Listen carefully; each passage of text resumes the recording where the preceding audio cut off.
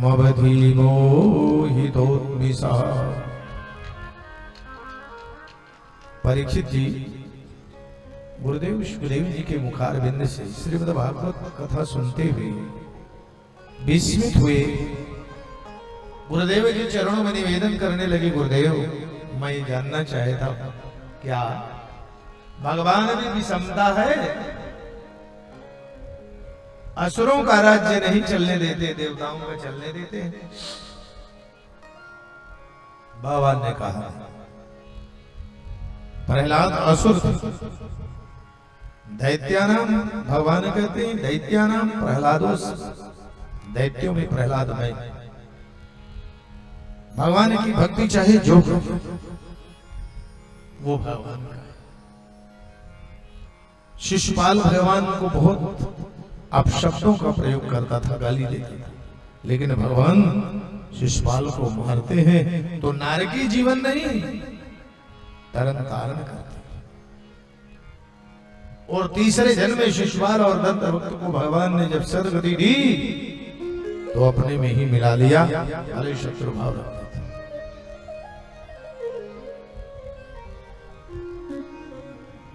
युधिष्ठिर जी बड़ी वेदना में थे। महाभारत के बाद देवर्षि नारद ने भक्त चरित्र, भक्त प्रहलाद का दिव्य चरित्र सुनाया, बड़ी शांति मिली।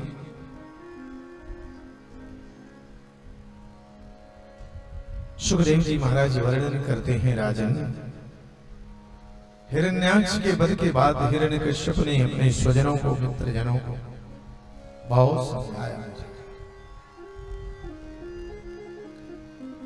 देखो दूसरे को समझाना बड़ा सरल होता है और अपने आप को समझाना थोड़ा समय लगता है।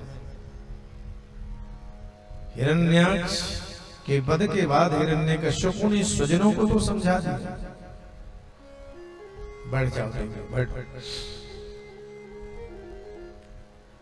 लेकिन अपने आप को समझाने के लिए मन में विचार किया कि अब तपस्या करूंगा, तप करूंगा और देवताओं से बदला लूंगा अपने भाई का।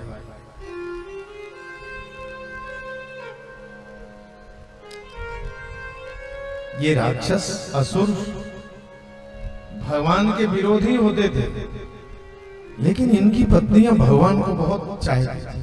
ये घर में देखो, आज से नहीं अनादिकाल से पुरुषों में यदि इतनी साधना नहीं है, लेकिन मातृशक्ति में भक्ति अनादिकाल से। वो साधना ज्यादा कर लेती, भजन ज्यादा कर लेती, घर का काम भी करना है, भजन भी करना है, कथा भी सुनना है। कयाधु हिरण्यकश्यप जब तपस्या के लिए जाने लगे तो पूछा कितने दिन में लौट के आएंगे? तो हिरण्यकश्यप ने कहा कम से कम 10,000 वर्ष लगे। और तपस्या करने के लिए गए तो बृहस्पति जी ने तपस्या में भगवान का स्मरण कर बाधा डाली। राधा कृष्ण राधा कृष्ण राधा कृष्ण बोल रे। अरे इस तामसी तपस्या में कुछ नहीं रखा, भगवान का नाम लो। अनेकों बार भगवान का स्मरण करा करके जागृत। हिरण्यकश्यप वापस आ, जब भी भजन करता हूं मेरे शत्रु का नाम ये तोता लेता था। आए वापस, पत्नी को आश्चर्य। भोजन भजन कराने के बाद में देवी ने पूछ ही लिया, बहुत दिनों में आना था, क्या इतनी जल्दी साधना पूरी हुई? कहा नहीं, साधना किया ही कहा, मेरे शत्रु का नाम तोता ले रहा था, चला आया वापस। वो क्या कह रहा था? राधा कृष्ण राधा कृष्ण राधा कृष्ण बोल रे। कयाधु को बहुत अच्छा लगा। अच्छा तोता ऐसा बोलता था? कहा अनेकों बार भगवत स्मरण कर आज गर्भाधान हुआ है। इस असुर के यहाँ प्रहलाद का जन्म। प्रहलाद जी उदर में आ गए और दूसरे दिन हिरण्यकश्यप और तपस्या करने के लिए सतेवे मंदर द्रोण्यम तपः परम दारुणम् ऊर्ध्वबाहो नभो दृष्टिः पादांगुष्ठा श्रितावनि। और तपस्या ब्रह्मा जी प्रसन्न हो गए, वरदान मांगो, कहा मेरी मृत्यु न हो, अमर हो जाऊं। ब्रह्मा जी ने कहा असंभव नहीं, संशोधन करो। तो संशोधन में कहा आपकी बनाई हुई किसी मानव, किसी पशु, ऊपर नीचे अंदर बाहर दिन रात 12 महीने कभी मेरी मृत्यु न। और ब्रह्मा जी सहज में आकर सब दे दिया वरदान। कयाधु को इच्छा प्रसव का वरदान था। 10,000 वर्ष हिरण्यकश्यप ने तपस्या किया और कयाधु ने 10,000 वर्ष तक प्रहलाद जी को उदर में रखा। देवर्षि नारद के द्वारा प्रभु स्मरण, प्रभु नाम से दीक्षित प्रहलाद जी ने मां के गर्भ में 10,000 वर्ष रखा। जब हिरण्यकश्यप आए तो प्रहलाद जी का जन्म हुआ। बोलिए भक्त प्रहलाद की। बड़े हुए, पढ़ने के लिए भेजा गया। शुक्राचार्य जी की बेटे थे शुंड और अमर्क,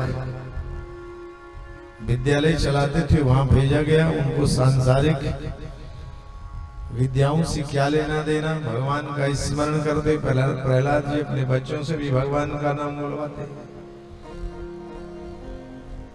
तो एक दिन हिरण्यकश्यप को लगा कि चलो चलते हैं प्रहलाद के पास में, मिल के आते हैं। प्रहलाद विद्यालय में गए। प्रहलाद ने आकर के प्रणाम किया तो पास में बिठा करके पूछने लगे, आज तक जो भी पढ़ा है उसमें सबसे अच्छा जो लगा हो वो सुनाओ।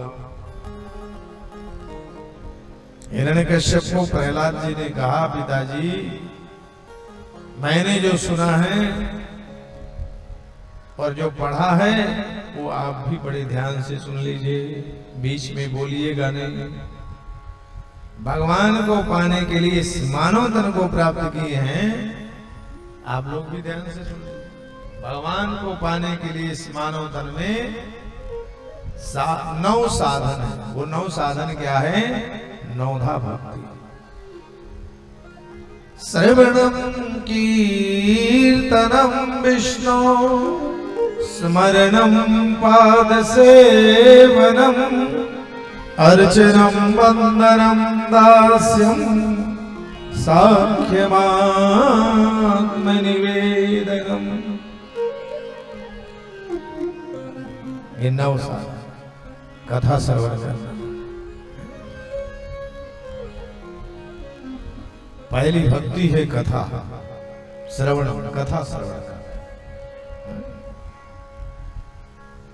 जीवन की थकान कथा, जीवन की थकान भगवान की कथा श्रवण।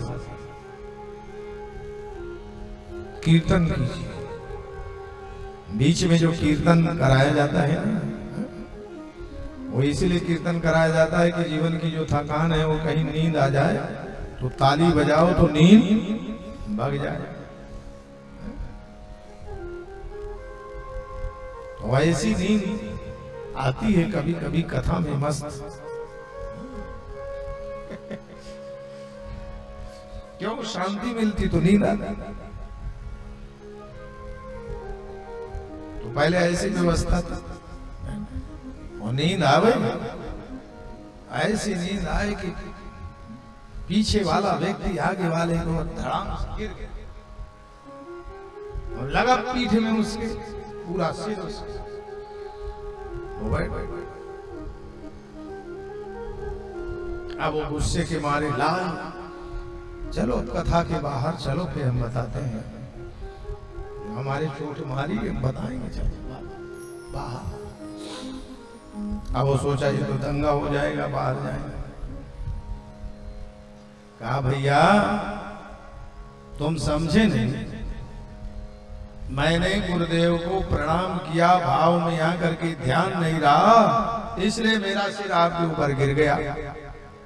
तो जब प्रणाम ही किया है तो उसने भी सोचा चलो भाई प्रणाम किया होगा तो माफ कर दे। नींद ऐसी भयंकर नींद कथा में निश्चिंत हो जाता है।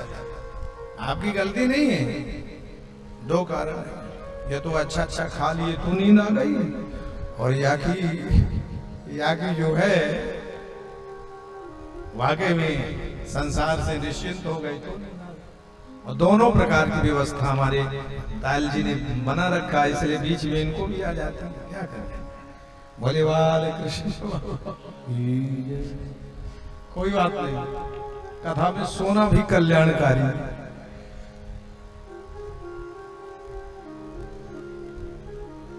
तो कीर्तन करना चाहिए जोर जोर से, तो नींद भग जाती है।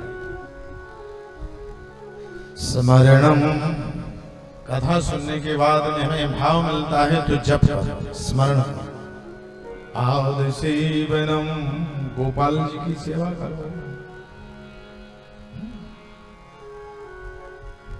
जनाबाई, दक्षिण भारत में एक जनाबाई थी, तो क्या करती थी, उपले बनाती थी, कंडे उपले, और उपले थोपे और बढ़िया लय से उपले थोपे और भगवान का नाम।